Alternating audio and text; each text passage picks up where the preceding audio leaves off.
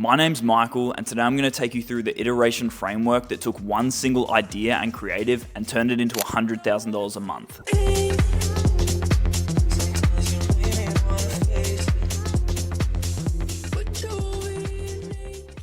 In the end, all scaling your brand comes down to is just doing more of what's working. Doubling down and focusing on the key things that are driving our growth has probably been the biggest thing that's propelled us to this next level of growth that we're at now. One of the best and easiest ways you can do this is with creatives. Finding winning ads, or even just ads that are showing a little bit of promise and iterating on them, is probably one of the easiest ways to maximize your growth. And the best part about it is that the work's compounding. You're just getting more work out of the work that you've already done writing and creating these previous winning scripts. So right now, I'm just going to go through how I iterate my winning ads and also what I'm looking for to figure out what I need to change in the ads. Now, I just want to preface this by saying that just because you're iterating on your winning creatives doesn't mean that you should completely stop looking for new angles and new ways to sell your product. You need to continue to take those wider swings to actually unlock the full potential of your product. This is just a way to maximize the growth of the things you already know are working. So the biggest thing when you're iterating on your ads is to make sure that you're only changing one variable at a time. This is so you know the exact difference in your ad that's actually making the difference in the performance. So the first thing you want to do is go into your ad account and look at the stats.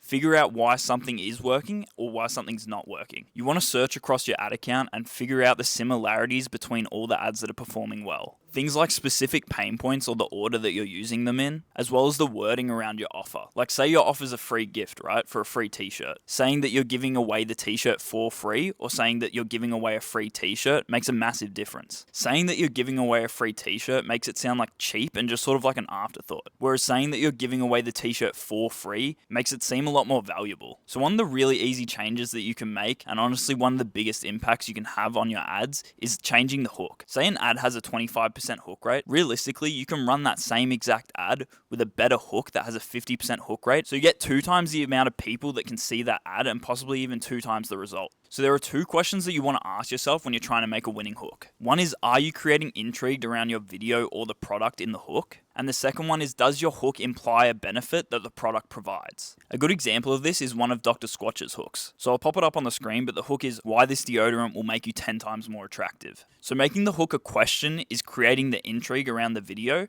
and it makes people want to watch to figure out why they could become 10 times more attractive because of this deodorant. And obviously the implied benefit that the product is providing there is that they'll become more attractive. And the big thing is you have to make sure that you're creating this intrigue and implying a benefit for your ideal customer. So if you have any winning ads or low-key winning ads that aren't getting too much spend with a low hook rate, testing and finding new hooks that actually perform will give you a way bigger audience of people that actually see the ad and have a massive impact on the results. So some other things that you can do to iterate on an ad that's winning that already has a good hook. Things like changing the voiceover of the video. If you're using an AI voiceover video with a compilation, things you can do like changing the AI voiceover from a female to a male, even changing the accent from an Australian to an American. Also getting an actual person to do the voiceover, both male and female as well. These are all different iterations that you can test to see if they work better or not. Another way that you can unlock new scale with these AI voiceover videos is when you know that they're performing, you can also go out and hire a UGC creator to make the same ad, but with their green screen in it. It makes it so much easier for your ideal audience to relate to something if they're seeing a face along with the voiceover. Also, actually seeing a face using your product or holding your product, talking about your product, just gives you so much more social proof. And then once you've found a UGC creator that's performing, you can also just try other UGC creators with the same script and it unlocks a whole new different audience. Another thing you can do is just completely flip the script, changing the perspective of the ad completely. So like an example with us is our gifting angle works really well. So what you can do is change perspective from the UGC creator of the person being gifted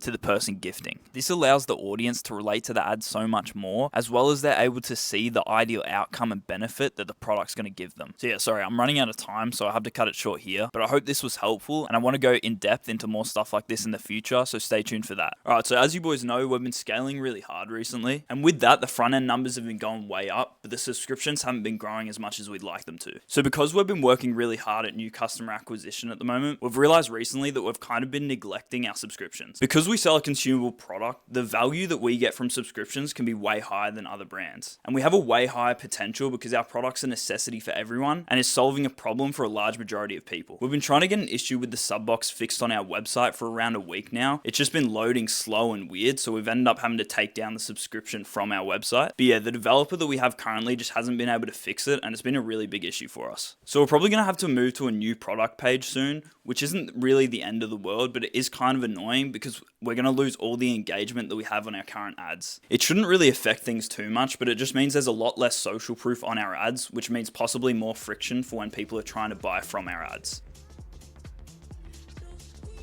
Alright, that's going to wrap it up. Thank you boys for watching. I hope you got some value out of this. I'm going to try to upload 2 videos every week.